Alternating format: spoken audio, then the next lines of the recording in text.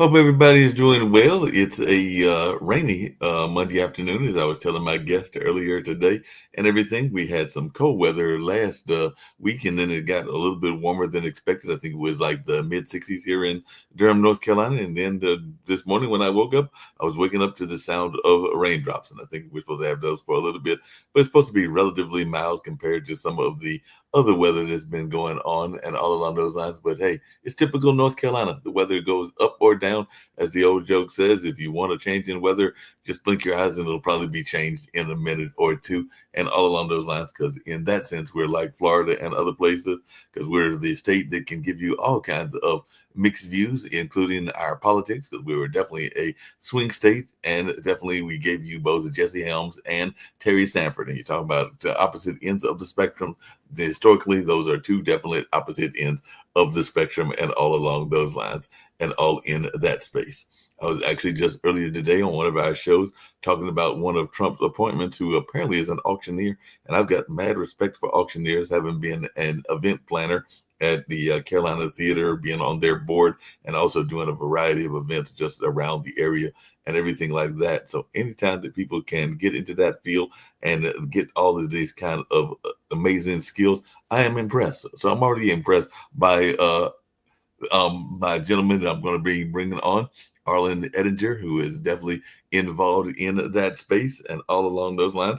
Because, like I said, I know that I've worked with a couple of auctioneers, and while I can speak fast, I can do my own version. Having been in radio for a number of years and everything, I'm always amazed when I see the professionals doing what they do, and all in that way. So I'm gonna bring in my gentleman from Gernser's auctions and everything like that. Because, like I said, I've even been part of fundraising efforts where they have used auctioneers. And like I said, I think it's one of the gentlemen, I'm trying to remember his name, but he's got one of the cabinet positions that is a professional auctioneer as well. So, like I said, have mad respect for the auctioneers, because even during the pandemic, when we were doing some virtual events at a couple of festivals that I'm part of, we brought in auctioneers to kind of like help with the sales of different items and things like that. So I have always have met a few auctioneers in my life and have always fascinated by that skill set. Don't know how y'all do it, but hey, I just like some people don't know how radio folks do what they do, and all along those lines. But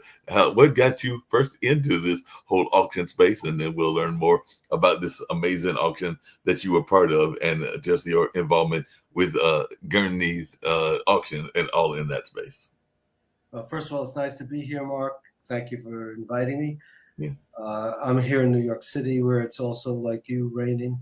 So it's a sort of a gray Monday, but hey, we're here, and I'm happy to be on the show.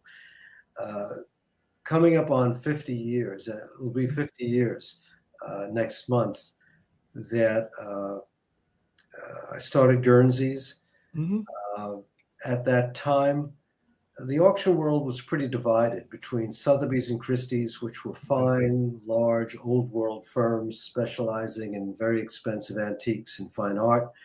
And then you had hundreds of auctioneers working in local towns and villages and cities across the country, selling the contents of households or any other collections that were coming up. But there was a vast gap in between those local sales and the limited number of high-end sales that Sotheby's and Christie's were conducting, a very interesting, potentially valuable type things that were just really being ignored.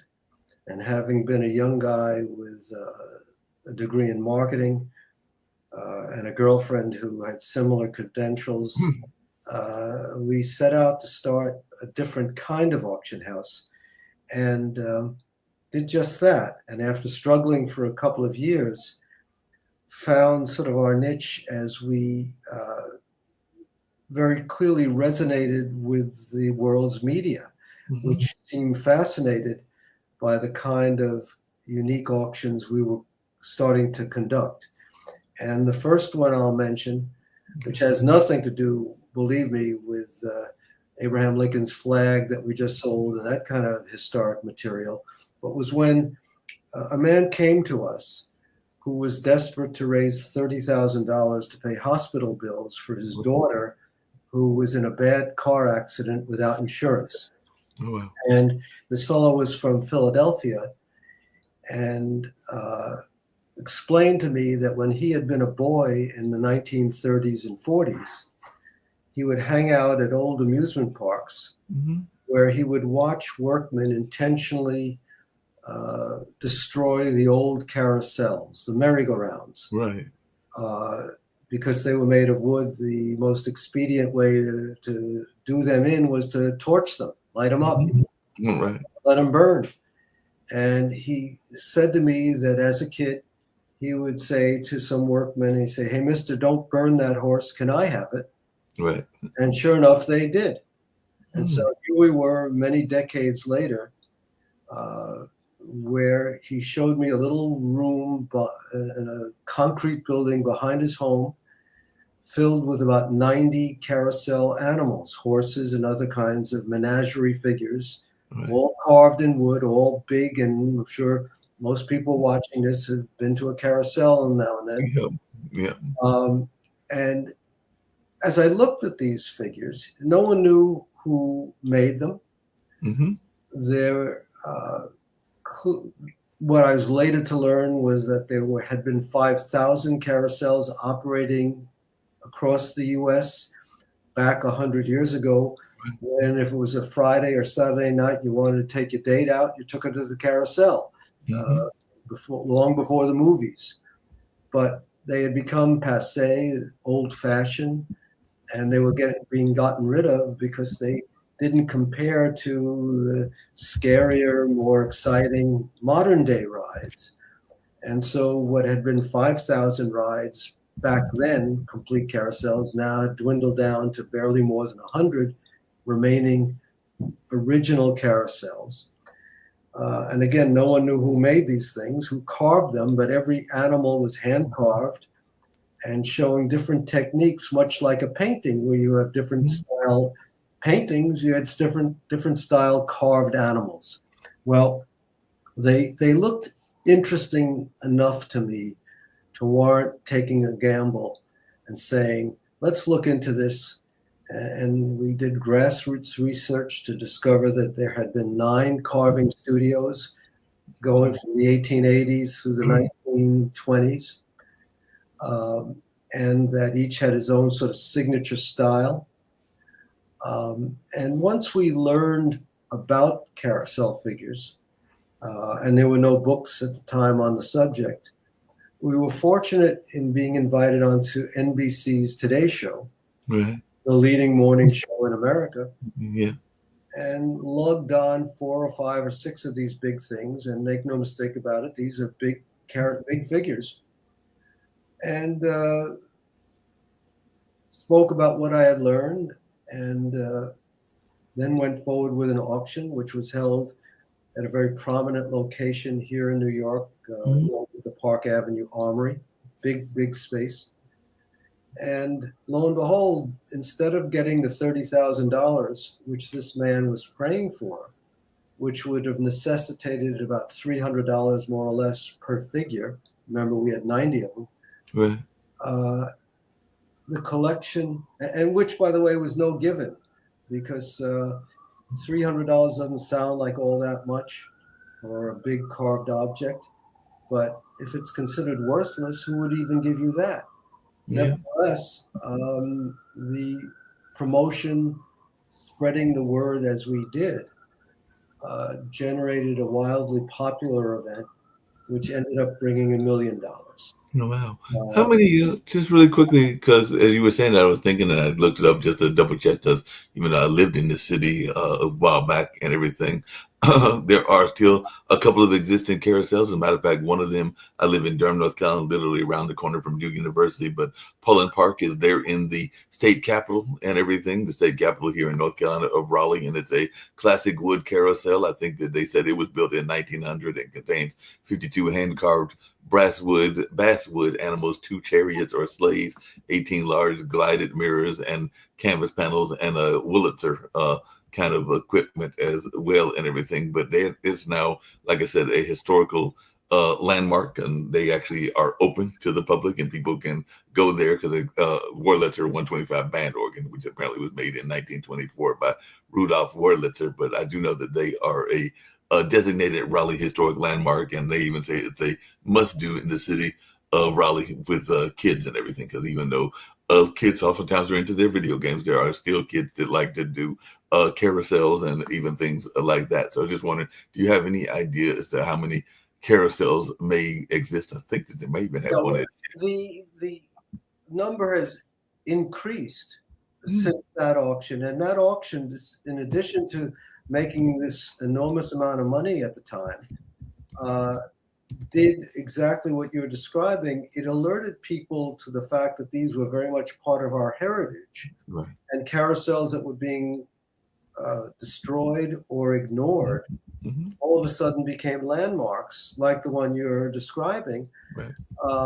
And museums, from the American Folk Art Museum here in New York to the Smithsonian in Washington, now feature carousel figures or complete carousels, as do many cities like the one you're describing, where they become cherished, much beloved and protected objects. So the nice benefit beyond the monies that were generated from that auction was the preservation of these things. And so we went on to conduct a fair number of additional carousel auctions. It became our earliest specialty, if you will. But once we did that, we started becoming known to the media and followed that up with some landmark events that some people still speak of to this day. And I've just finished writing a book that's being shown to publishers right now this week with some of the behind the scenes scenarios that took place. One chapter was devoted to something that occurred shortly after that first carousel auction.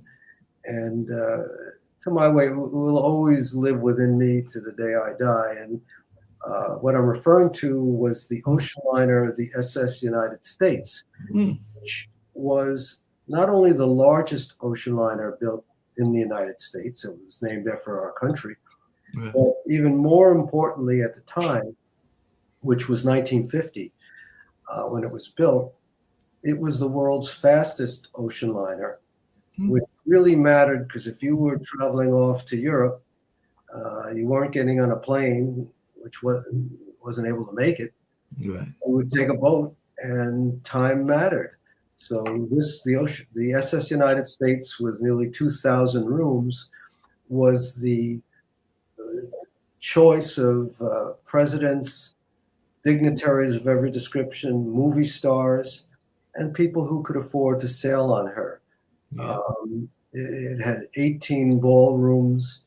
It was so complete as a floating city that not only did it have its own hospital, it had its own veterinary hospital. Oh, wow. How did it compare? Because one of the most infamous boats like that, of course, was the Titanic. So how did this particular liner compare to the Titanic and all along those lines? Much bigger. Much bigger. Wow. Much bigger. Now, of course, the Titanic was half a century earlier, Right. And technology had advanced. But this was the largest ship ever built in the United States, which used to be docked here in New York City on the Hudson River, and would travel back and forth for 20 years to England. It cut the world record for travel time. I'm trying to remember what it was. It had been, it traveled in nearly half, it took half the time it had formerly taken. It was so fast. The reason it was so fast was that it was made entirely of aluminum, making this giant thing, which was 1,000 feet long, 3 football fields, still very light. And it had the largest engines ever developed until many, many years later with the Saturn moon rockets. It had 267,000 horsepower. So put that in your Volkswagen and see where it takes you. No, that's right.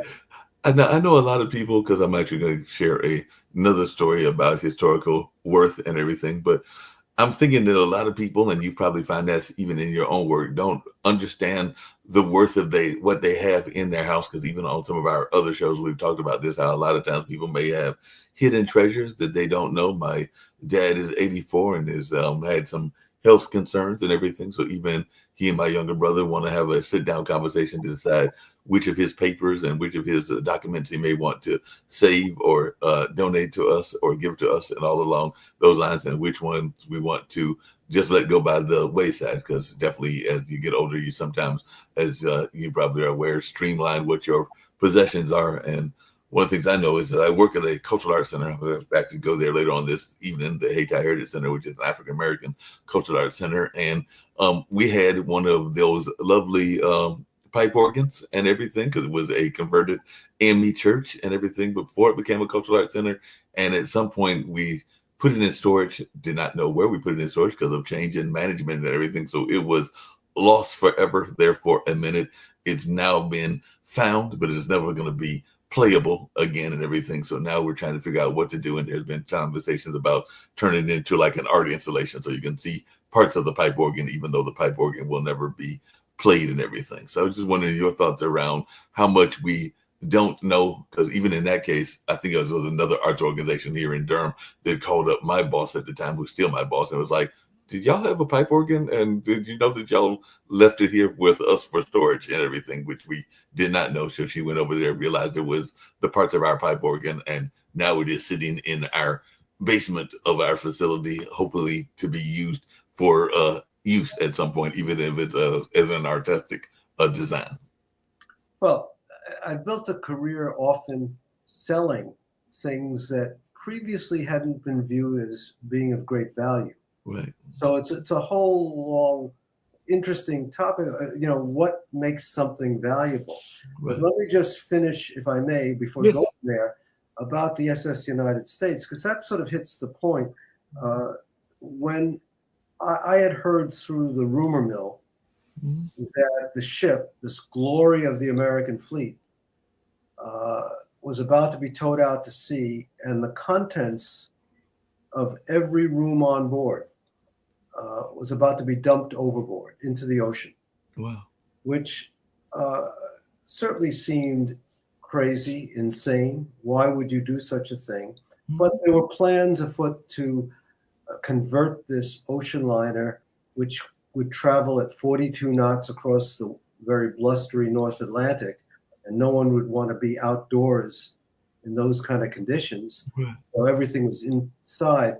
It was going to be converted to a slow moving kind of cruise ship love boat going through the Caribbean, where the weather was much gentler and you didn't need to go as fast and so on.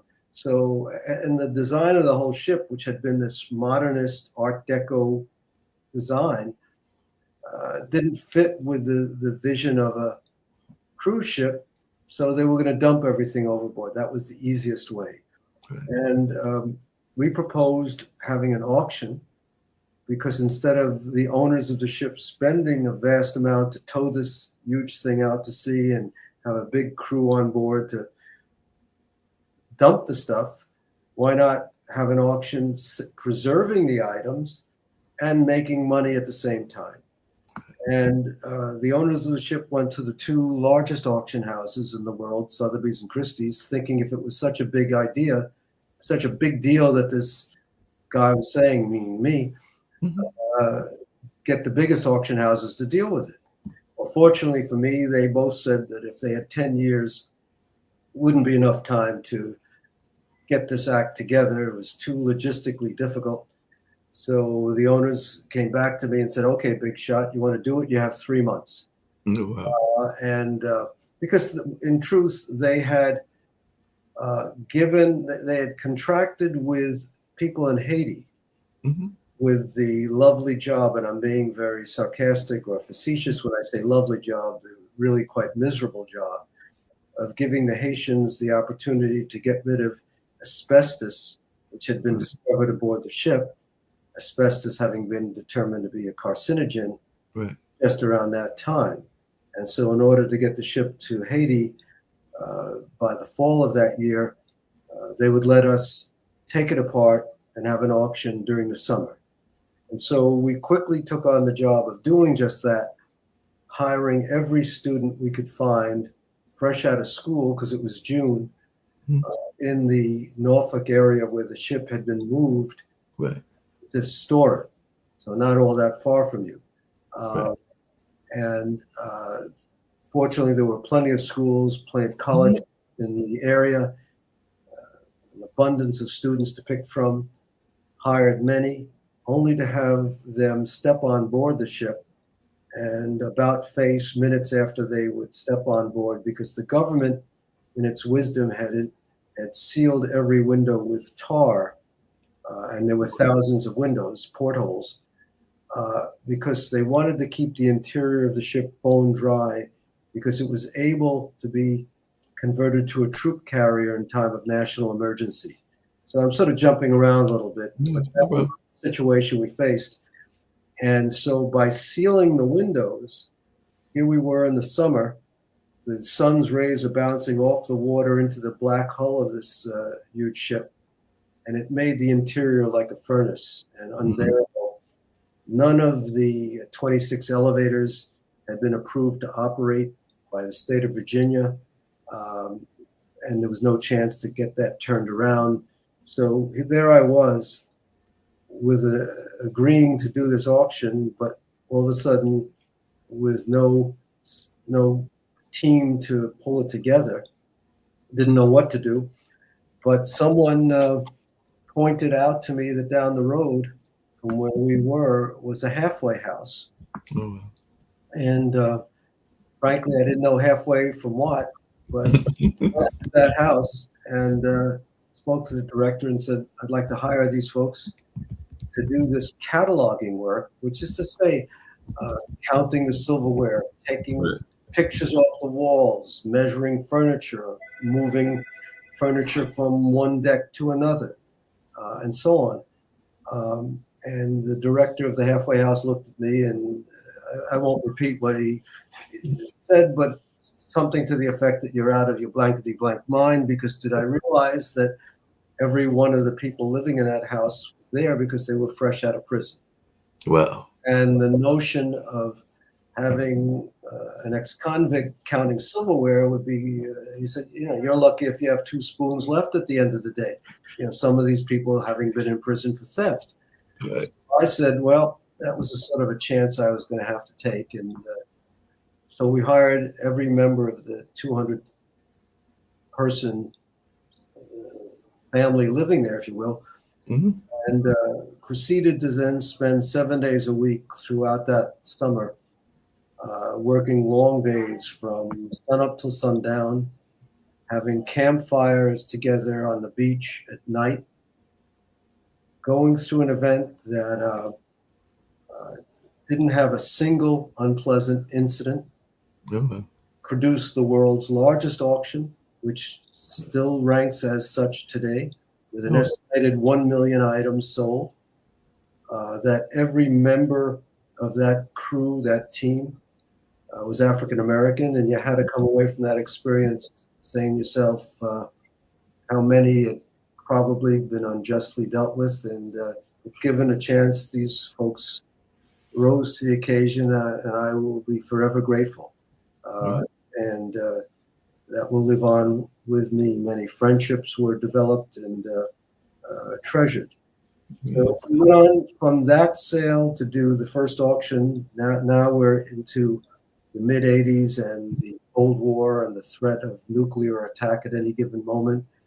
We went to, it took a while, but eventually got permission from the US government and the government of Russia, Soviet Union, to Mhm. do the first auction of artwork from the Soviet Union, bringing paintings and sculptural works to New York from Russia, because of course we were all living under the fear of nuclear attack at that point. Right. But the point is that the Russians, like we, sure, they made bombs and missiles, but they also painted and sculpted, Mhm. just as we painted and sculpted and made bombs and missiles. So Well, indeed, we were all sort of in the flesh, the same, from the same stock.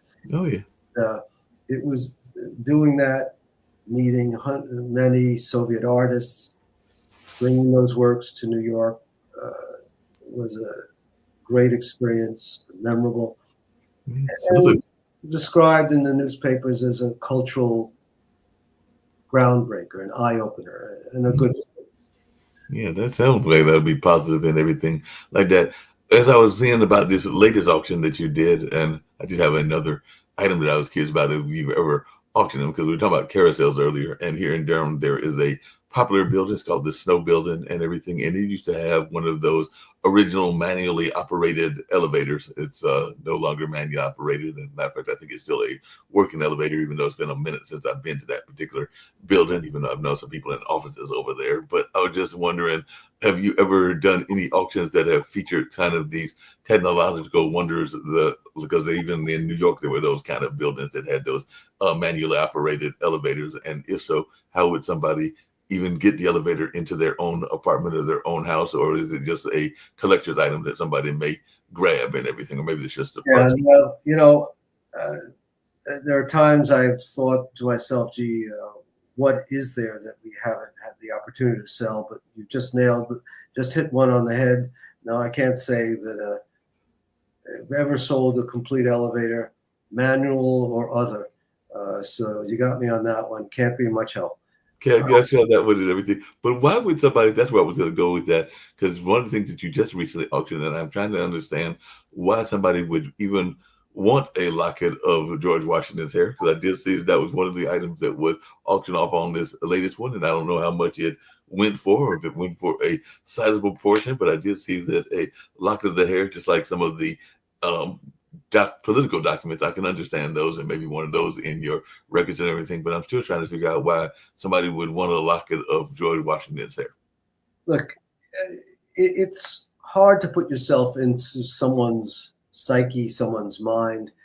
Um, you could argue or ask yourself, why would someone want to own a pair of trousers that Elvis Presley wore or a Right. jacket that he wore? Similar in some ways, I guess, uh, because people remember moments in their lives when someone else had a great impact on them. In the case of George Washington, the first president of the United States, to be able to say that here is something that actually was part of that man, I could see being compelling. Uh, Going to the Elvis example, and I cite that because we did do the Elvis Presley auction for Graceland, Mm-hmm. and saw fans go crazy over the most what some people would think of as insignificant objects or crazy objects. I don't mean to keep going off and off field, but let me give you an example. Tell me if I'm being No, you perfectly fine. so in the Elvis Presley auction, and I have next to me a couple of the books we did. Here's the Elvis book. You Mm-hmm. can see it's a big, thick book with hundreds and hundreds of Elvis's things in there. There, I can see him looking in the monitor. Yeah. This is an army shirt we had, Mm-hmm. uh, things like that. Um, a curious item um, was a police light, the type that one would throw on the top of a car if you were in a unmarked car and you were a detective or something chasing someone and you wanted to put a light up, you'd throw this thing on top and it would spin around. It wasn't permanently up on top of your car, but it turns out that Elvis had such a light. And as his family explained it, uh, he often didn't sleep at night. And so he'd like to go out driving around Memphis. Mm-hmm. And just for the heck of it, he would occasionally throw this light up on top of his car, pull someone over, get out of his car, walk up to the window of the terrified person who was being pulled over and said, "Hey, don't worry, ma'am. It's just me, Elvis, having some fun." And, and people went crazy for that. So as they did almost everything else that he had. No, I'm But sure. why people want to own something owned by someone else, each to his own. And We're But so what's the most unusual thing that you've auctioned? I mentioned that locket of hair, and like I said, I get the documents, but you've been doing these auctions for decades now and everything. And of course, you got competitors like you mentioned, like Sotheby's and Christie's. But what is the most unusual thing that either you have auctioned or you've heard of being auctioned that even had you scratching your head going like, I can't believe we auctioned that? yeah. Well, we did an auction. I don't know if this is the most unusual or it's up there on the list. Um, uh, a homeless man walked into our office Hmm. a few years ago and explained that he had walked into Sotheby's and Christie's, and they threw him out because he was homeless and sort of looked at, unfortunately in New York and elsewhere, there are people down on their luck, homeless and scraping by barely, and it is what it is. Okay. So this fellow walked in here and said that he had formerly lived at New York City's Chelsea Hotel, which, for those who may not know it, the Chelsea was a residential hotel. In other words, you didn't just stay there for a weekend, you lived there. Right. It was far from the most glamorous hotel, but it was a hotel that attracted, and it's still very much alive and doing well. So when in New York, and I make no commission, go to the Chelsea, Right. but it attracted the most interesting people, writers and artists and musicians, actors. Right. It had that reputation. So this fellow explained, this homeless man, that for years and years he had lived at the Chelsea, but then something bad happened in his life and he lost everything Right. and was forced to live on the street. But he had such an affection for the hotel that he chose to live on West 23rd Street, which is where the hotel is, right opposite its front door, across the street. And there he would spend his days with his dog, setting up a little card table where he would try to sell old vinyl records, music records, that somehow he was able to get his hands on. And so he's out there one day when he spots workmen coming out of the hotel, carrying old wooden doors. Mm-hmm. These were sort of 7-foot tall, solid wood, peeling paint, looking pretty crummy, splintered wood doors. And they were being taken off the rooms within the Chelsea as part of a renovation of the hotel. And the workman was stacking the doors on the sidewalk for the garbage trucks to throw out. As this homeless man put it, he gathered other homeless people in the neighborhood, and together they grabbed as many doors as they could. In the end, 52 doors, and found places in the neighborhood where they could store the doors. Mm-hmm. And then he spent a year in the local public library, reading through the memoirs of famous people who had lived at the Chelsea, hoping they would refer to their room by its room number. Right. Still had the numbers on them. Right. And by doing that, he was able to connect doors to Mark Twain, Jackson Pollock, the famous writer Jack Kerouac, Janis Joplin, Leonard Cohen, Jimi Hendrix, Jerry Garcia, Andy Warhol, and Bob Dylan. Oh, wow. And now came to us and asked if we would sell these doors. And the first reaction was, well, doors aren't worth anything. What would you pay for an old door? I mean, nothing. Right. But the story was pretty compelling. And I said to him, look, we would consider doing the auction if a portion of the proceeds could be diverted to a relevant charitable organization. Mm-hmm. Now, if you were here at that conversation, here you're looking at a fellow who had nothing, and you're asking him, we will try to make you some money, but you got to give some of that away. Okay. Well, it didn't take him 5 seconds, probably not 2 seconds, to say that that was a good idea. Mm-hmm. I knew that that guy was pretty special for Mm-hmm. being willing to do that. And we chose a group in New York called City Harvest, Mm-hmm. which every night feeds tens of thousands of homeless people. So it was right on target for what we were faced with here, Yeah. and did that auction. The New York Times gave it a full page write up. The Times of London gave it a full page write up. CBS Network did a special about it. So the word got out everywhere. And at the end of the day, some of the doors brought more than $100,000 per door, um, with some of the buyers being as far off as China. Oh, And well. uh, God only knows why someone in China would want a Chelsea hotel door, but our job is not to worry what reason they had for buying the thing, as long as they pay their bills. As long as they pay the bills, that makes sense. You actually did an auction of a person that is connected to North Carolina and everything, and I'm definitely very fascinated by this and everything because my mother lives in Rocky Mount, which is actually the home of Thelonious Monk, and I know that you did a auction around Thelonious Monk, including I believe T.S. Monk, his son, coming on stage to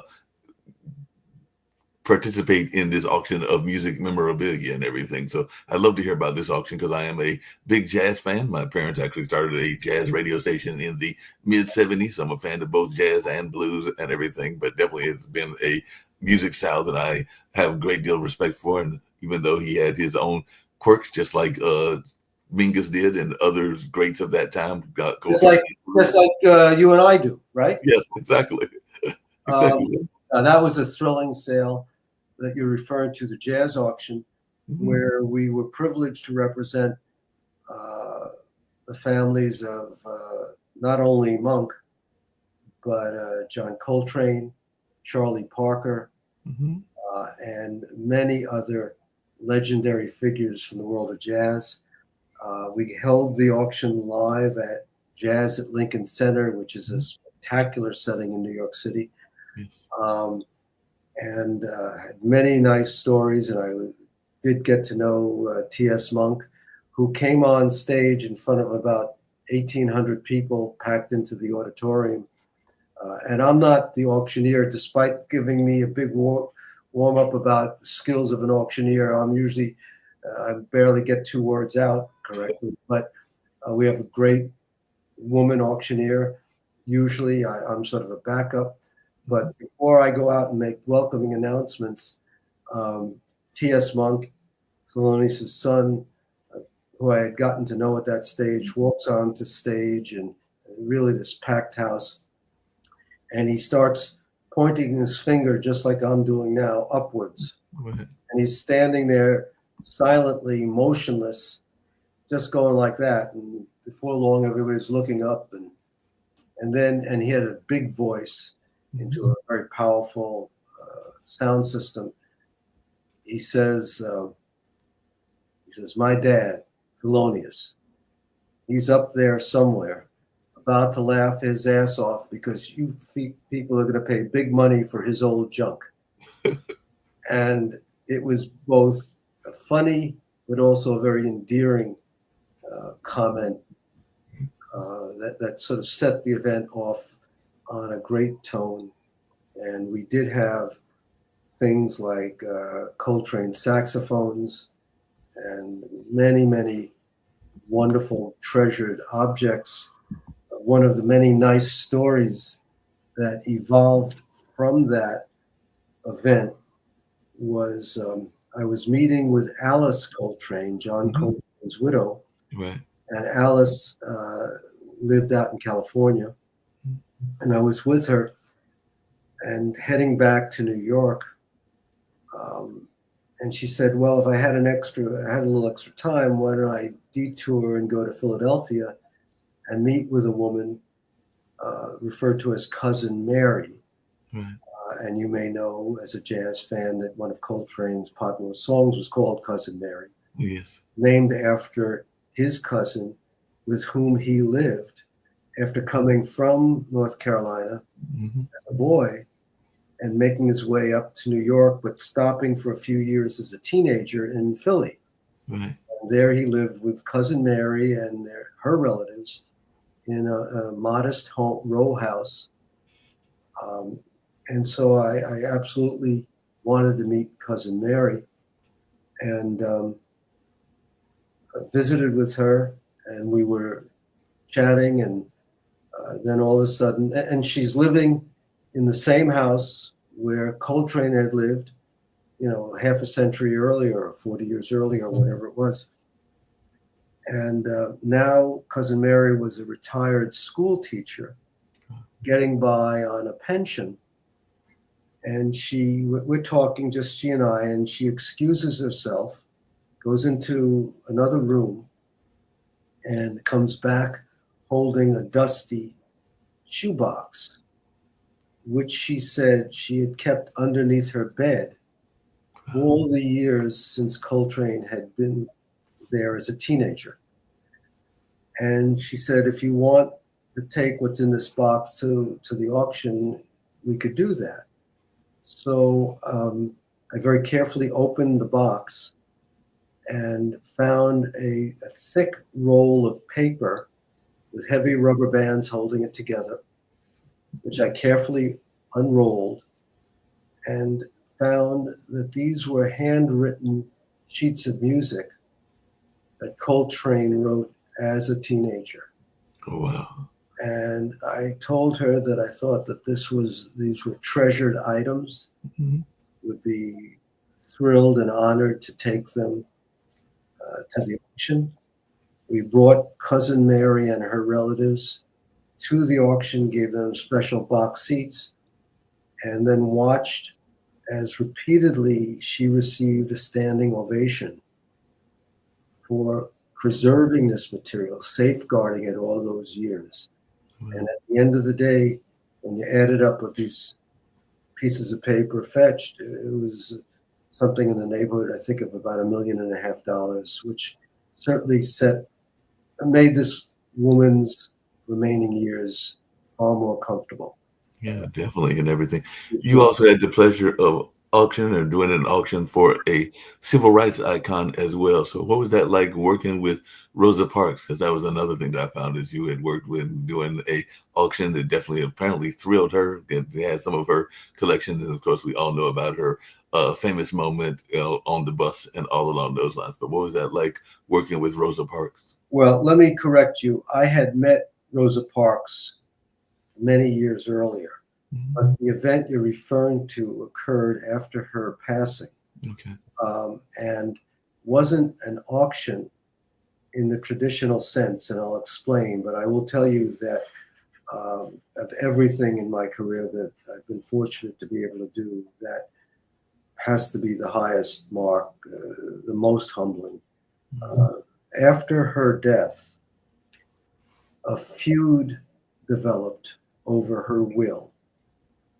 Um, and the courts in Detroit, where she lived her adult life, after having grown up in Alabama, and that's where the bus incident occurred, Right. she left uh, to live with her husband in Detroit. But after her death, um, it turns out that her family was left out of her will. And the family protested to the courts. And I'd rather not go into all the Right. details, but suffice it to say that um, the court, uh, in respect to her family, asked Guernsey's, my company, to intercede and do an inventory of Rosa Parks's possessions. Now, in truth, she wasn't a wealthy lady, even though she was honored everywhere she went. There's no evidence that she had a lot of money in the bank or didn't have Mercedes in the the parking lot or any such thing. Um, at the time of her death, she was living in a very nice apartment because she had lived for all of her adult life with her husband in a modest single family home in Detroit. But when he died, shortly after his death, she was mugged and she Mhm. was by herself. And a thoughtful uh, gentleman in Detroit who owned several of the upscale high rise buildings gave her an apartment where she could live the rest of her life without paying anything. And that was a thoughtful thing to do. But we were asked to go into that apartment and take an inventory of her possessions. And while doing that, discovered evidence that what the family was saying was sort of true, that uh, there were there'd been some shenanigans, leave it like that, that had been perpetrated on Rosa Parks by third parties, to where uh, she would lose some of her things, or some of her things would go out of the family after her death. And so our research, our work revealed that to be true. And then the court was able to modify the will reflecting that, and asked us to see if we could find someone who would buy the collection intact, Rosa Parks archive, um, in such a way that it could be permanently exhibited to the public. In other words, it wouldn't get dispersed, nor would her archive end up in someone's basement, forever lost to humanity. So we sold the Rosa Parks archive um, to the Buffett Foundation, Warren Buffett and his son.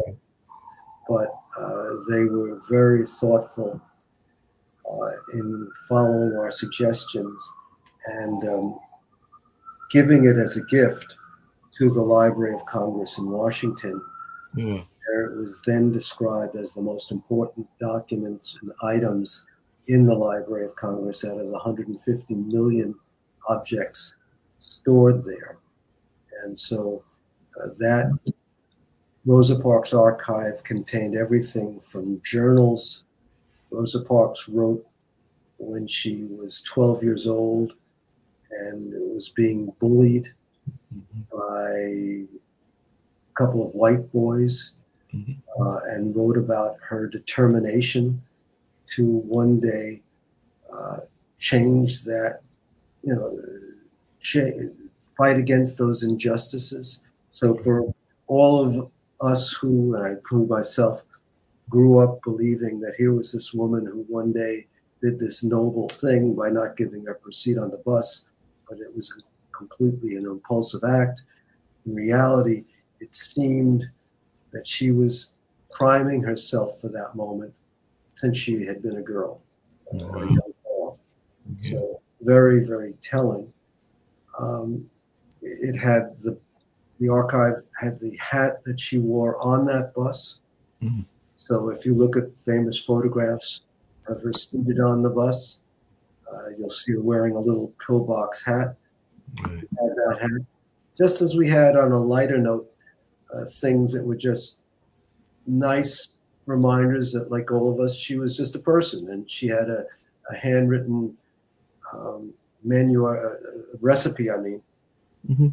for I'm trying to remember. I think it was uh, feather light peanut butter pancakes. Oh, wow. That's what she labeled it as, feather light peanut butter pancakes.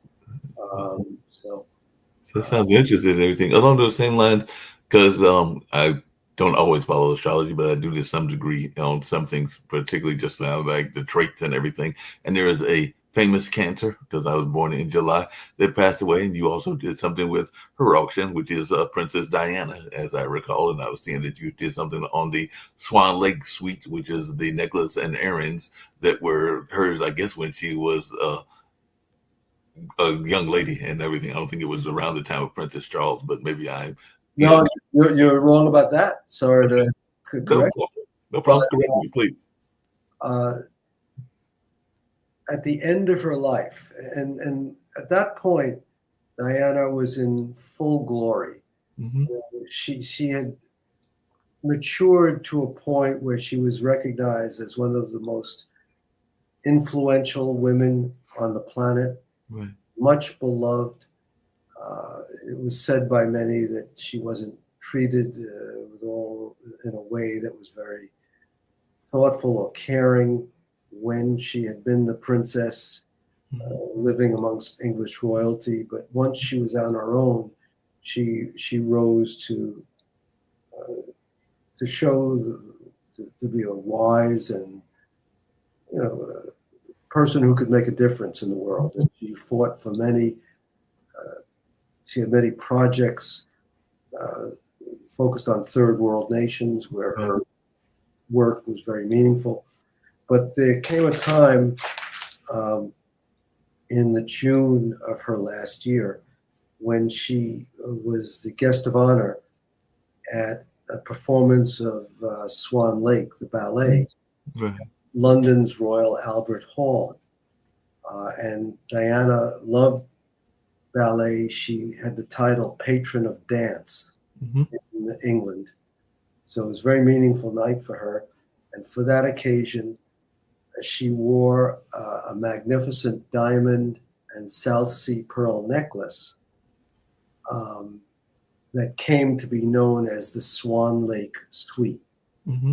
The necklace was designed for and made for her and presented to her to be worn that night.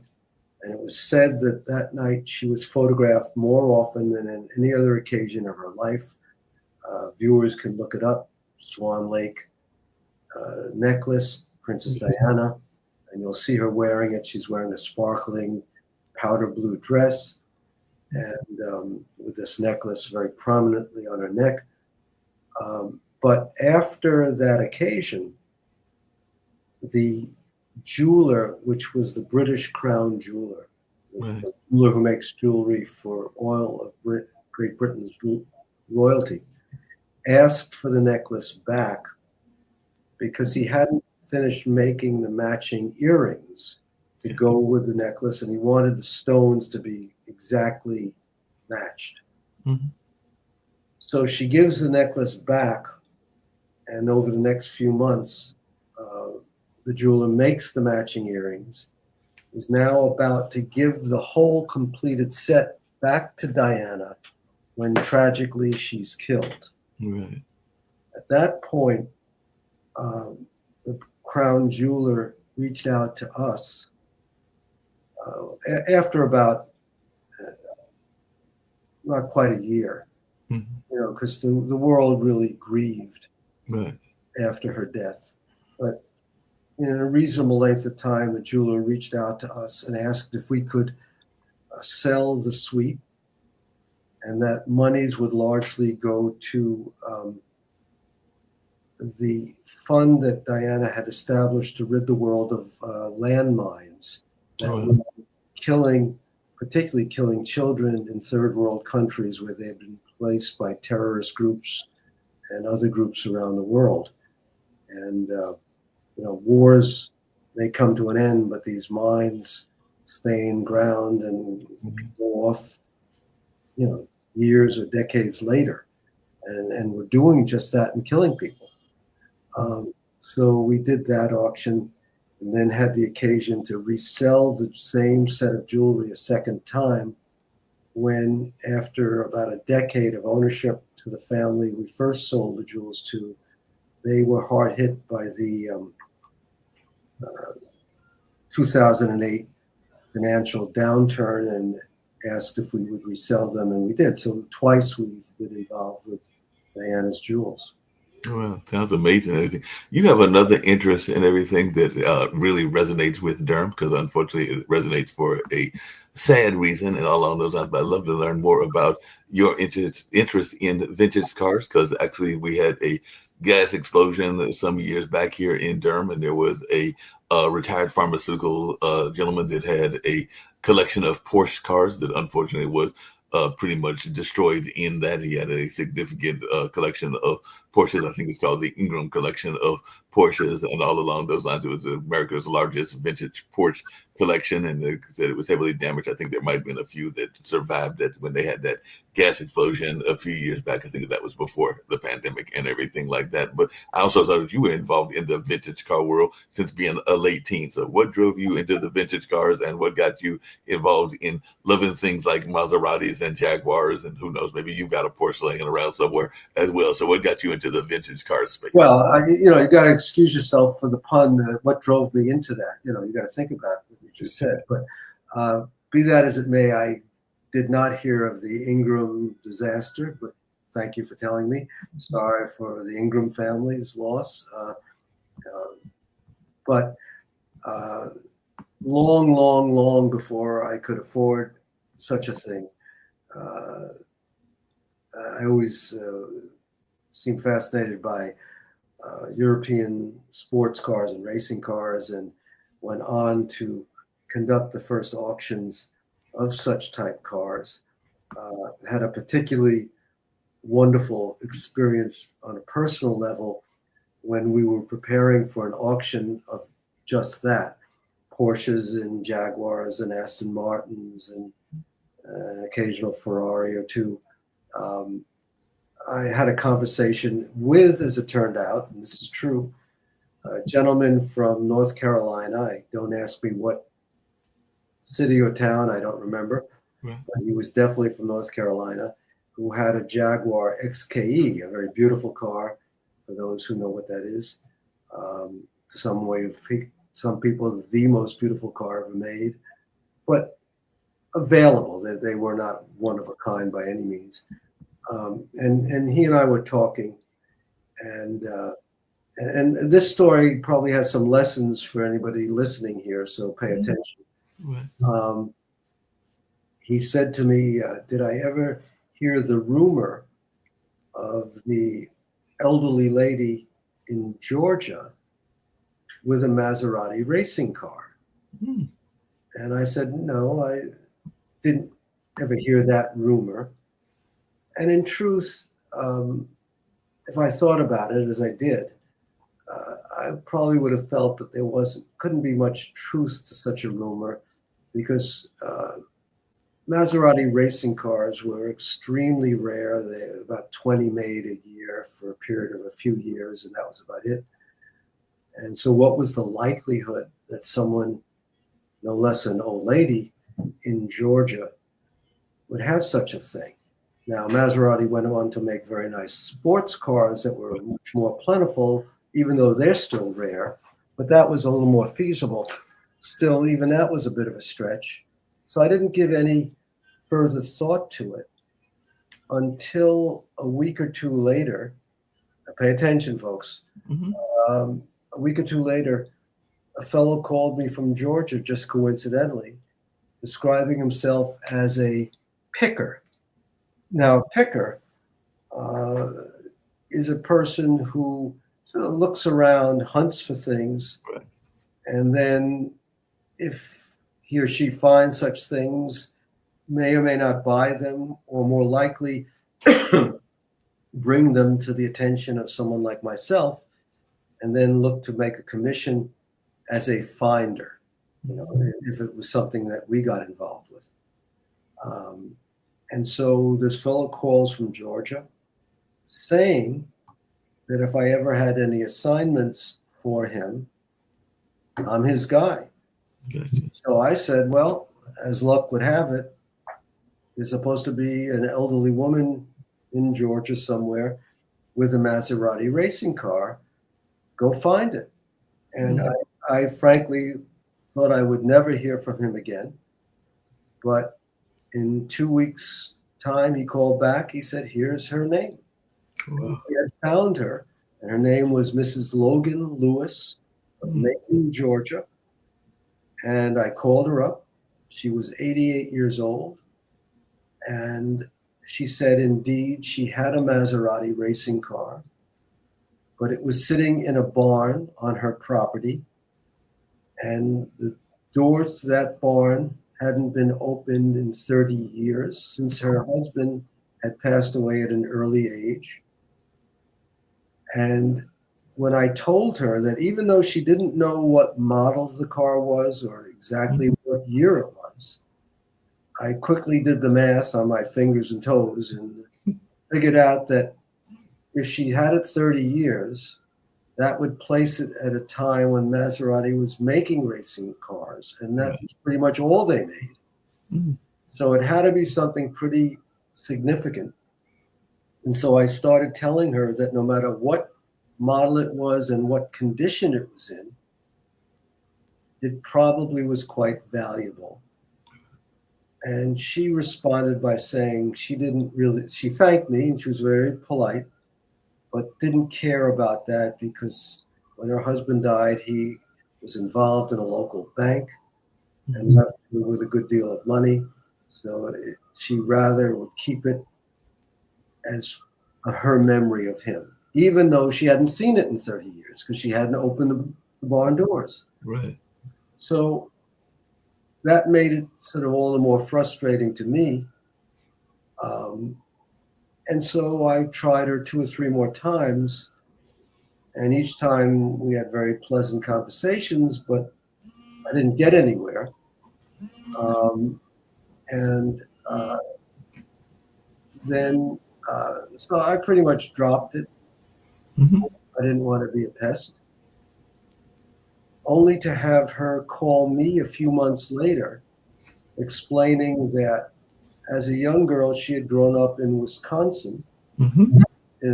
well in the north. Somehow had met this fellow from Georgia as a teenager.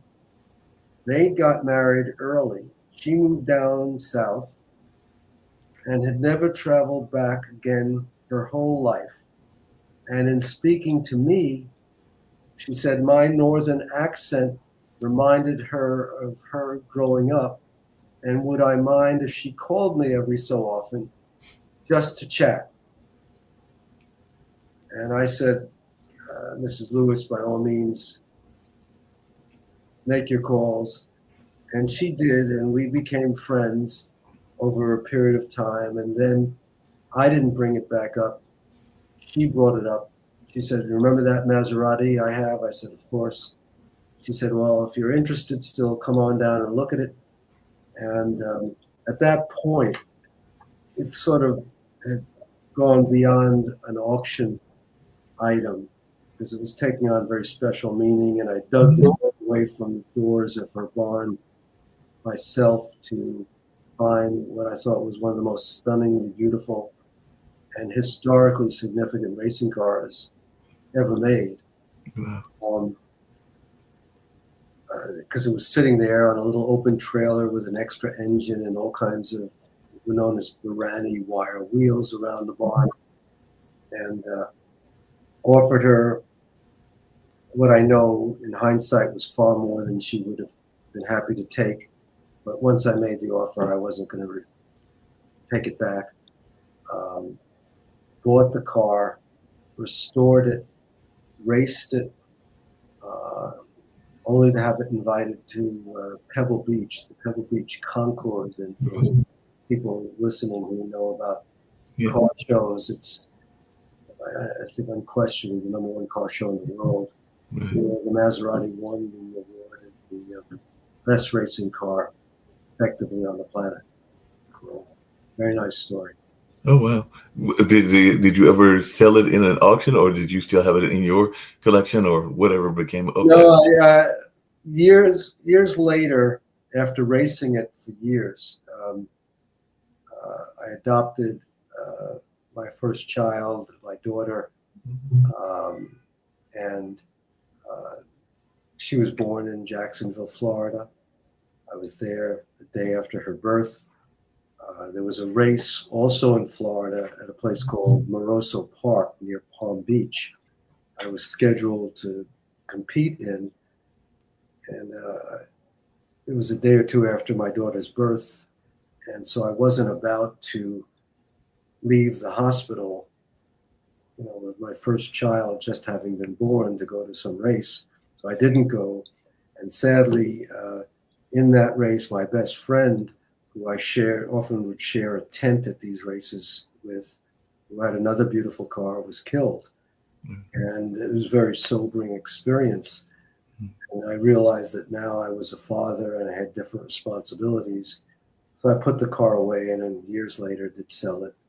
I have my regrets, but it certainly provided wonderful memories. And It sounds like a great memory and everything. And sorry about the loss of your friend in that race, but it sounds like you have a child, a daughter, and everything. And I don't know, have you adopted multiple kids? Because I know that even Josephine Baker was known for. Don't think she had her own kids, if I remember correctly. I think she was mostly adopting kids from around the world and everything because of whatever was going on in their life and everything. And they chose not to have children by natural means. I've even thought about that myself as I'm now 62 and don't have any kids of my own, even though I've got my two nephews that my brother takes care of, along with his ex-wife and everything. But I was wondering um, not how. not too late, but sadly, I did adopt our son, but he passed away a few years ago at a very early age. So it was a wonderful person, a terrific musician. He died when he was 22, and in a life that I'm very grateful to have had with all these nice memories and experiences, that will forever be the low mark as far as my wife and I are concerned. But Yeah, definitely understand that. One of the things that the network talks about, and I'd love to hear your thoughts around this, is that what advice do you give for people that are thinking they want to go into auction space or become an auctioneer? Like you said, you decided to do it after the other two large houses had been run around for centuries and all along those lines, whether they want to be just an auctioneer or whether they want to start an auction house and everything. Because even on this network, sometimes we have conversations around, including we have a show with David Walker, Economics Monday, and he talks about certain jobs don't really have a real purpose to them. Like he's urging kids to go to college to study things that they know they can make some money off of to some degree. And I might be paraphrasing in a way that he might not appreciate it, but that's kind of the gist of what's going on. Because there are some folks that will, look at an auctioneer or look at an archaeologist or look at a number of other professions and feel that they are not worth the time that you spend getting the degree. And I don't know if you have to have a degree to get a auction house off. I do know you have to have a degree to get an advertising degree, which is also part of your background and everything, because I do know that from journalism school, where I studied when I went to school in Milwaukee at Marquette. So I do know that there was a number of people that were studying advertising in the journalism department as well. So I do know that that degree can help. But I just wanted your take on this notion of what it would take to be successful in your field. Well, for starters, if you're thinking of going out and starting a firm to compete with Guernseys, don't, That's right. What I'm going to say. No, I'm teasing. Look, I would think that if one lived in an area,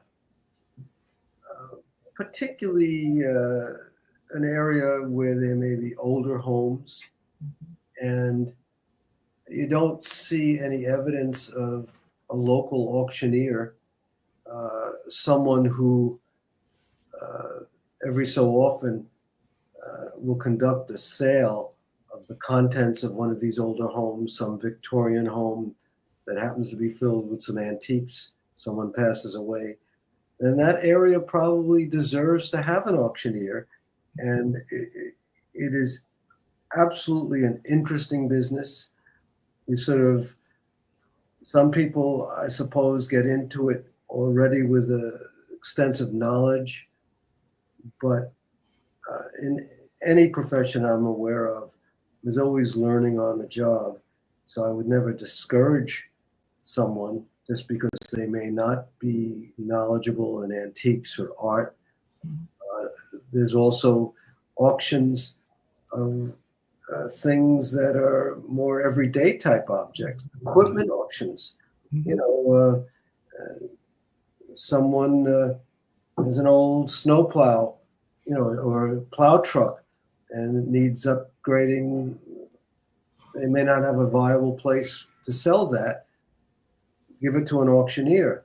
Um, Yeah, that makes there's there are these schools that train auctioneers, mhm, and you were referring to this, I think, when you first made the introduction. right, People who are the auctioneer himself or herself.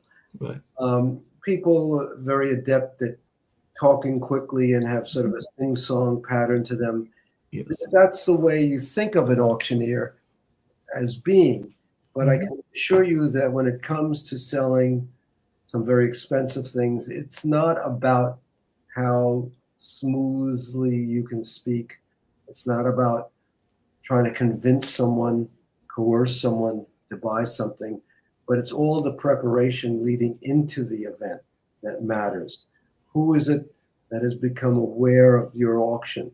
You'll get better results almost certainly if you can get the word out to 100 towns surrounding your town as opposed to just your town. The more buyers potentially there are, the higher the potential prices. Um, so, but it's an interesting field. Like, It sounds like an interesting field. like I know just the other. oh, go ahead. Yeah, I said I know the other times that auctioneers get a interesting reputation is, and I don't know how you feel about this because even when I did research on you, I saw that you did a couple of these things. But if there are, of course, people are oftentimes wanting to get the auction items of those that are famous for notable reasons and usually worthwhile reasons. But there are also auctions that are revolve around notorious people. I know that even here in Durham, North Carolina, that after the Peterson case took place, and that was the gentleman that was accused and convicted of killing his wife and everything along those lines. Michael Peterson, even though he's now out, and I think they might even be trying to retry this, the whole thing around the movie Staircase and everything along those lines. And of course, I saw that you had auctioned off some things connected to Hitler and everything. So I was just wondering, are there any times that there are auctions that you are uncomfortable with, or you don't you find a way to separate the person's history from what you're auctioning? Just to set the record straight, if I heard you correctly, we've never sold anything relating to Hitler, nor would we. So I'm Okay. not sure where that appeared because that's incorrect. What you might be referring to, which is Mhm. just to the contrary, and I'll hold it up here. I think I have one. Here's a nice catalog, Mhm. and I'll get to that question in a second. But Yeah. this is one of two books we did of very rare posters that were stolen by Hitler and the Nazis Mhm. from a German Jewish doctor who had amassed what many thought of as the world's finest collection of rare posters. He was arrested in 1938 and thrown into a death camp by Hitler and Hitler's forces. And his family, the doctor's family who collected that, fled to the US. And only recently did his son, who became an airline pilot here, but upon retirement, the son went back to Germany, hoping that his father's collection somehow miraculously had survived. And uh, they did discover that indeed it had survived, had to go to court in Germany to extradite the collection. But that was about as close as it came to Hitler, but it was just the opposite. It was preserving things that Hitler had stolen. If Okay. someone walked into our office today with things from Hitler, I would say thank you, but no thank you. Now, having said that, if you said to me, what about Bonnie and Clyde Right. or Jesse James? Mhm. I suppose that might have interest. We'd look into it. But on the other hand, if you said, here's, I don't mean to make fun of a terrible thing, but if you said, here's a knife and fork used by Jeffrey Dahmer, I'd probably say, thank you, sir. Thank you, no ma'am. Not for us. I So understand. there I you go. understand and everything. It was actually on a website that had a list, and your name came up on auctioneer.com, and it was talking about some Hitler's personal red phone. But it's what happens when you do a Google search. Sometimes it doesn't always give you the clarity. So I appreciate you clarifying that, and that's where I thought you would go and everything. But yeah, that's where that question came from and everything like that. But yeah, definitely. Um, Wait a minute. This caught me off guard because you also are involved in going back to young people, but I know a lot of folks are into hip hop. We actually did a hip hop celebration, and apparently you had the first graffiti auction. So, how do you manage to auction off graffiti, and what was that like? Because apparently you also auctioned off, and I am a sports fan as well, some items from Mark McGuire and everything. But apparently that also maybe that prompted the graffiti auction and everything. But how No, did no, they're quite separate. Graffiti, you couldn't be in New York City and not be aware of graffiti in the 1970s. It was right? everywhere. And in time, certain graffiti artists rose among the Mhm. ranks and became minor celebrities, and in some cases, not minor celebrities, real celebrities. The most notable being Keith Haring, Jean-Michel Basquiat, to name two of them. Um, and so we did, and I'm trying to remember the year, but it was a long time ago, the first and made to this day be the only auction ever conducted of original graffiti art that was able to be sold because it wasn't attached to a building or a truck side or any of the sort. But in some cases, these artists had at one point achieved some recognition, but sort of fell back into everyday lives.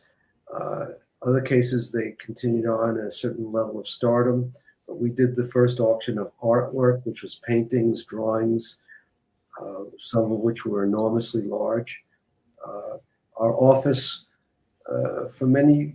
for several months, became like a graffiti showroom, Mm, a graffiti club, yeah. because all the artists would congregate here. So it was quite nice, and great friendships were made from that event. But segueing into Mark McGuire, Mhm. because that's a nice story, and I don't know how much more time we have for stories, but this is a good topper, I suppose. Yeah. Um, uh, in the auction world, one of the most coveted titles, if you will, was to be the auction house that sold a baseball Mhm. for the largest sum of money. And it wasn't even so much about whether you were a true fan of the game or not. It was just a common denominator that everyone could relate to. Everybody knew what a baseball was. Right. Um, and so around 1980, we hadn't been in business very long. Um, I recall there being a ball that was the record at the time that sold for $5,000. Mm. Then over the next 20 years, that record crept up as auction house after auction house kept coming up with some noteworthy historic baseball and topping the prior world record. So by, I think it was 1999, the record had reached $120,000 for a ball. And then Sotheby's, the world's largest auction house, ended up with a baseball that everybody agreed had to be the most valuable ball on the planet. It was Babe Ruth's first home run hit as a New York Yankee on the opening day of Yankee Stadium. Oh, So wow. you had everything going for it. And that ball sold for $126,000, $6,000 more than the prior world record. And it was said in the newspapers that that was a record that would never likely be broken. Well, less than 6 months later, we held an auction. We conducted it live at Madison Square Garden. And it was a small auction, meaning that it was limited to about 50 baseballs. Mhm. Of the 50 balls, about 15 of them um, each individually broke the $126,000 world record, with the top ball on that day bringing, which was Mark McGuire's 70th home run, resulting from his home run duel with Sammy Sosa. That makes sense. Right. Um, we sold the McGuire number 70 ball for $3 million, which was 23 times greater than the existing world record. And that record's never been broken ever since. So Wow. quite an event. Sounds like an amazing event. Just really quickly, we would get ready to wind down because there's just a couple of quick questions I had, and we'll get ready to wind down the next 10, 15 minutes. But what was it like working with Mandela's family? Because that was the other thing that I saw that was really catching my eye, that you had done some work, I guess, with the daughter of Mandela to keep his legacy alive as well.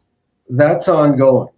So we are in possession of about 100 treasured items from Nelson Mandela. Mhm. But just as we were about to produce an auction, to run an auction, we were well underway doing a beautiful catalog and all the things that we do. The government of South Africa, in its wisdom, saw fit to demand that the auction not take place, stating that uh, nothing of Mandela's should have left South Africa, even though it was in the hands of his family. Right. Now, I understand the need uh, for a country to preserve its heritage. Right. We're 100% in favor of that. However, if you look at the circumstances in that situation, firstly, starting with the fact that there are two museums in South Africa filled with Mandela historic items, so it's not as if the country doesn't have those things. Right. But the family was selling personal things of Mandela's for the purpose of building the Mandela Memorial Garden, Mhm. which was an expansive complex of buildings and gardens surrounding Mandela's rural gravesite near where he was born in a South African village. And this Mandela Memorial Garden was to have been a place that was inviting to people from around the world to come and be inspired by the life of this great man.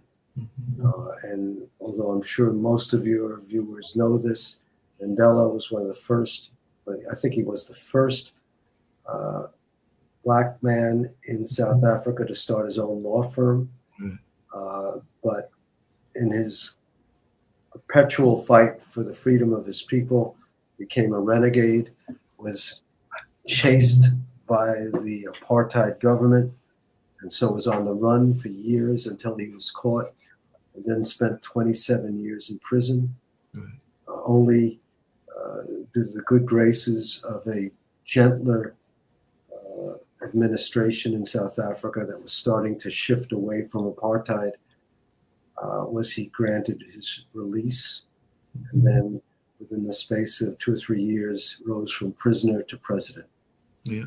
in one of the most remarkable situations ever of any human being.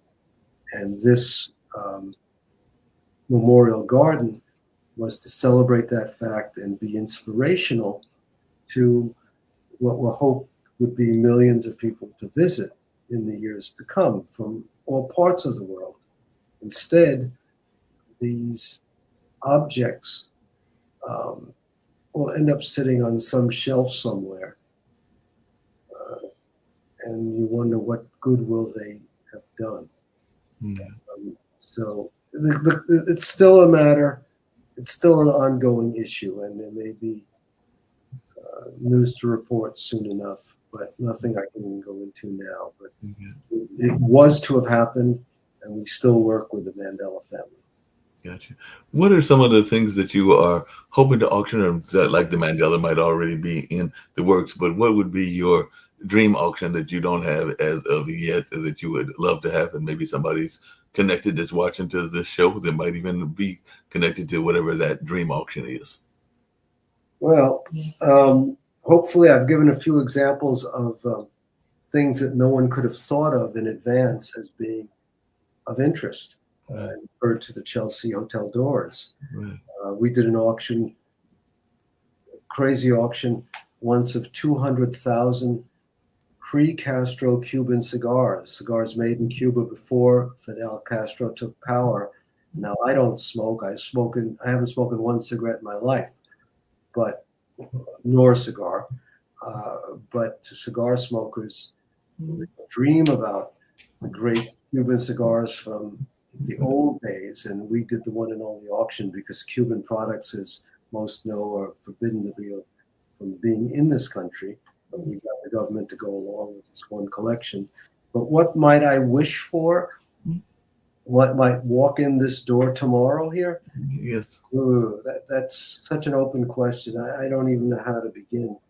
Um, there is a collection of previously unknown works of art created in using tiny pieces of colored glass created by Pablo Picasso.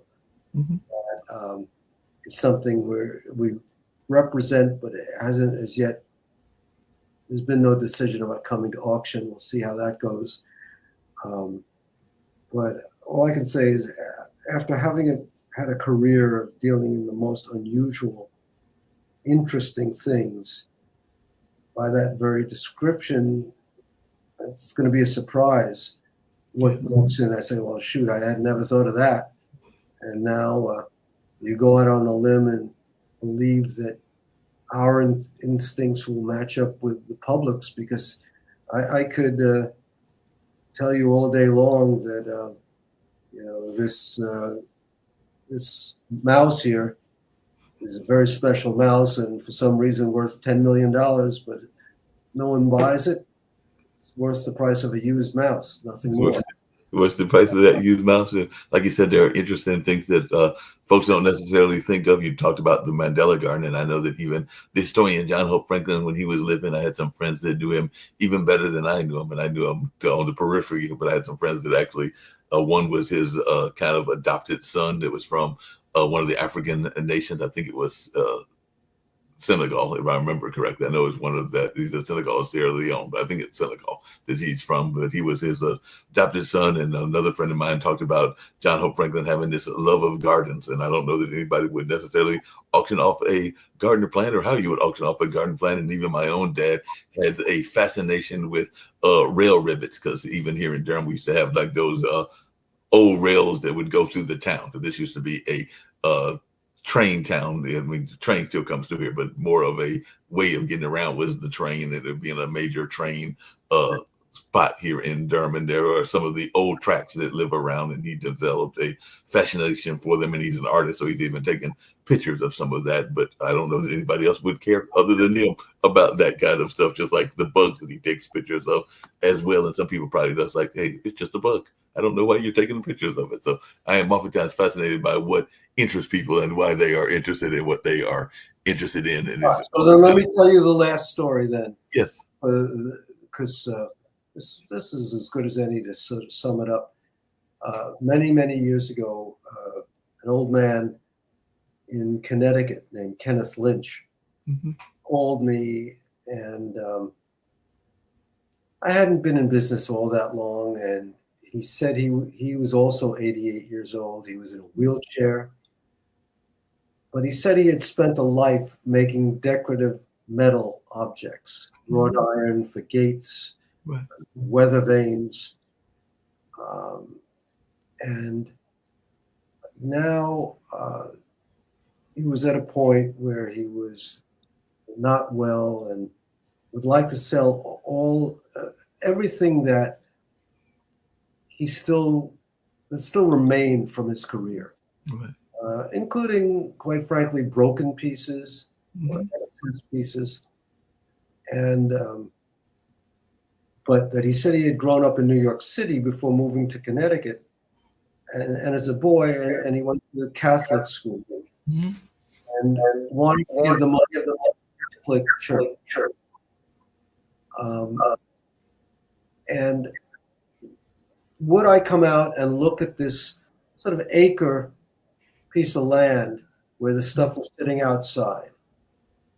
And before I could even respond to that, he said, oh, by the way, you're competing firms. And at that time, I don't know that I would call myself a competitor for the giant Sotheby's and Christie's, but they had been there ahead of me. And they told him that this stuff was junk, and on a really great day might bring $20,000. And so now would I come out?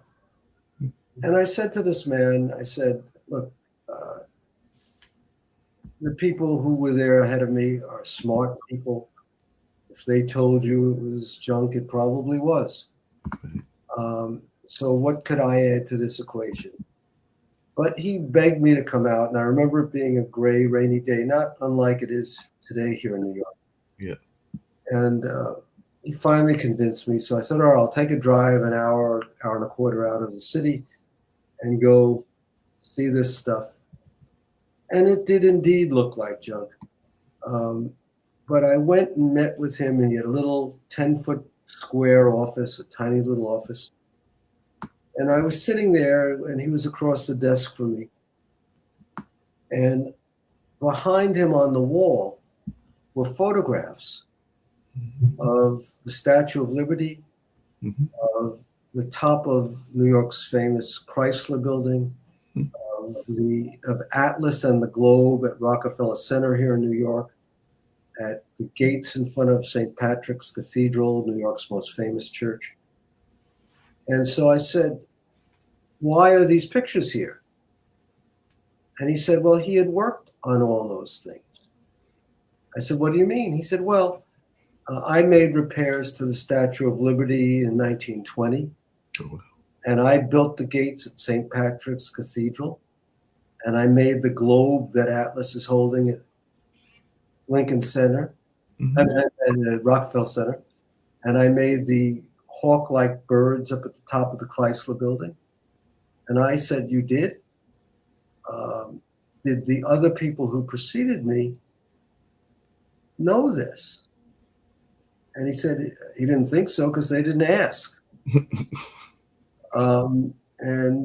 But once I knew that, and a key word in my world is provenance, that an object can be more than just an object depending on its history, its past, its provenance. Then I knew that these were not just the leftover pieces from simply a metal worker, but this was a very prominent man. And I don't mean it simply a metal worker, but someone who had a distinctive career and who wanted to give the money to charity, to a nonprofit organization. We said we would do that auction, and somewhere behind me, you can't see it in the screen here, there's a photograph of that man, Kenneth Lynch, myself, my wife, and then the Cardinal of New York City, who came to the auction on the last day. It was a 6-day auction. It was a marathon. It kept going and going. Where there's one of these large checks that we quickly drew up for nearly $5 million from that pile of junk that auction generated. So you never know. My advice to anyone is, if you're watching this thing, by all means be open-eyed and investigate. It doesn't cost anything to, if you believe you have something that's important, you believe you've found a picture for $3 at a flea market or a tag sale, and it's something better than that, investigate. Call people like us to see if we can shed light on it.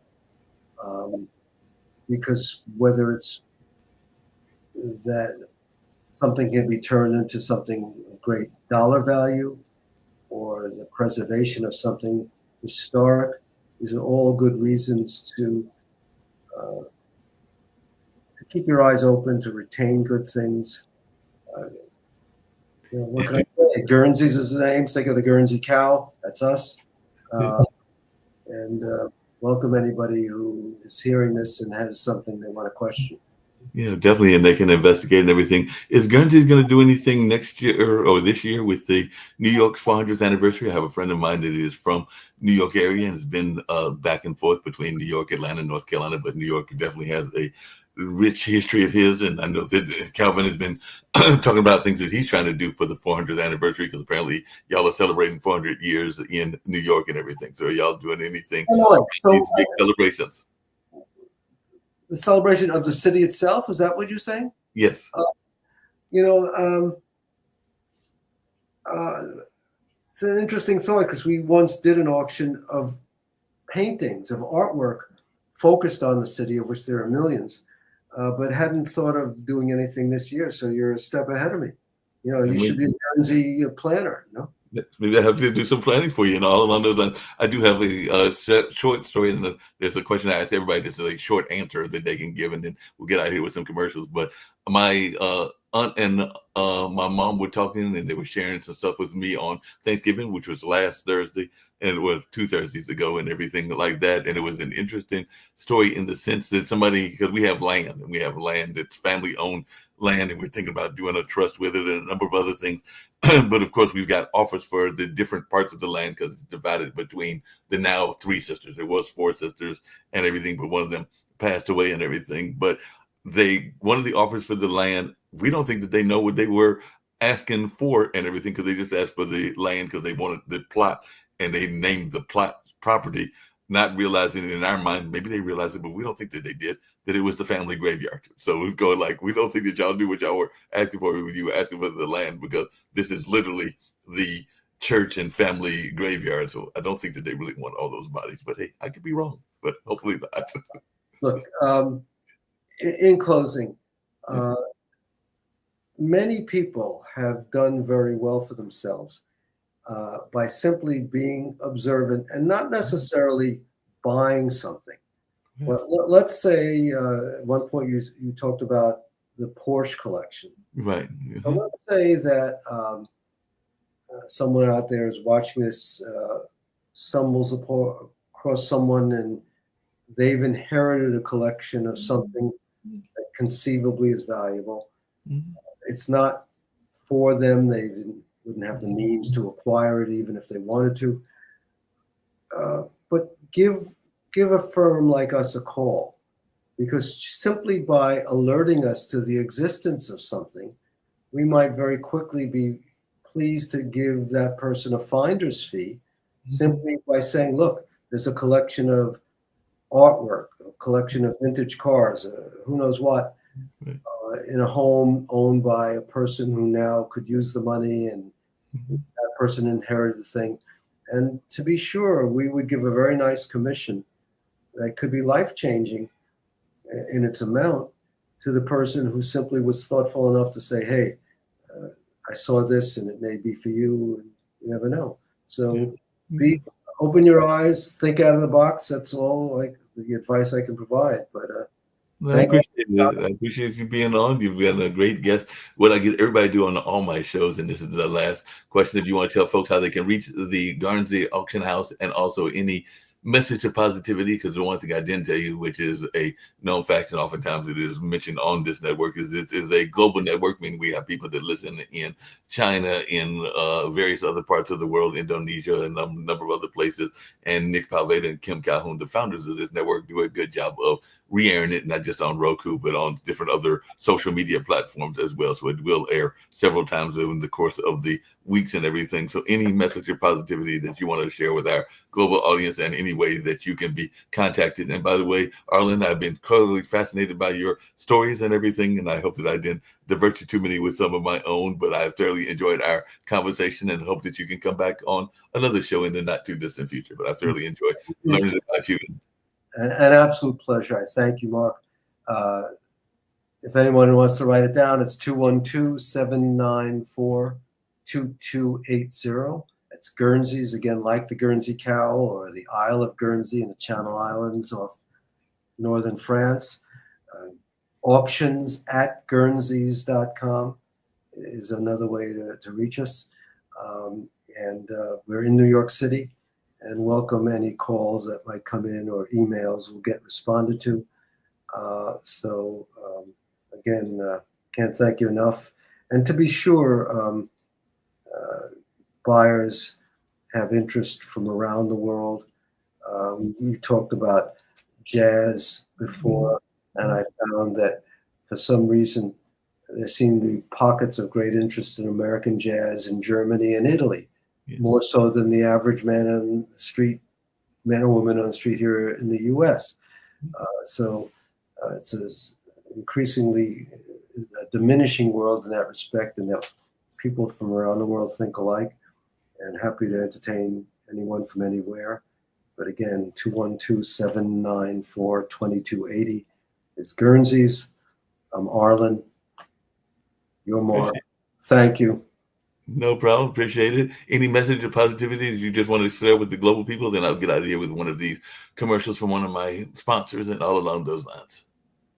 Well, look, we just went through, who cares about my 2 cents? We went through a divisive election. It is what it is. That's all I'm going to say on that matter, and hope for the best in the future. It seems a little more than a little unnerving for a lot of folk. Yes. But let's hope we can all pull it together for a good cause. So I agree with you on that, and I thoroughly enjoyed our conversation. We'll go out with a message from Can Do Spices and maybe a women's center as well, but thoroughly enjoyed our conversation, and hopefully I'll see you in the not too distant future on one of these other shows. But I thoroughly enjoyed our conversation and hope others gain some knowledge about what Guernsey does and all the amazing work that y'all are doing in the auction space. Thanks so much. Take care. Take it easy. Bye-bye. Bye. You know how people love to enjoy food and don't understand how to flavor their food or how to replicate a meal? They're interested in supplements but don't know where to begin? Well, what I do is I take the guesswork out of enjoying flavor and wellness with my flavorful spice blends so that they can create delicious meals with healing benefits. Can Do Spice was created to help cooks at any level enjoy healing through food. Every spice blend was designed to give added health benefits of natural herbs.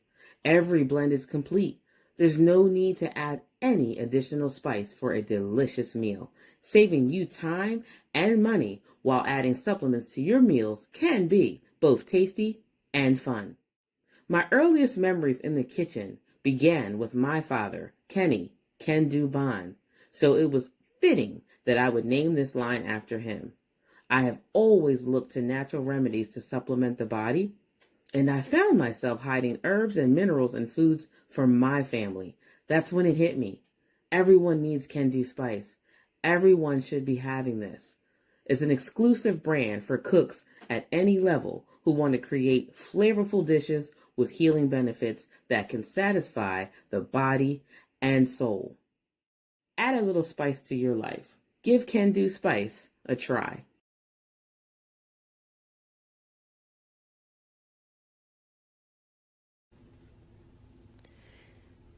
It is a gem, tucked away near a forest, a place where the lost are found. It is a gift of wholeness for those who are ready to receive it. A secret place where peace can be found in stillness, where you can finally stop fighting to survive and just breathe. Just breathe. Where accountability corrects and the word help is not a cuss word. It is the place that was thought of before you ever thought you needed it.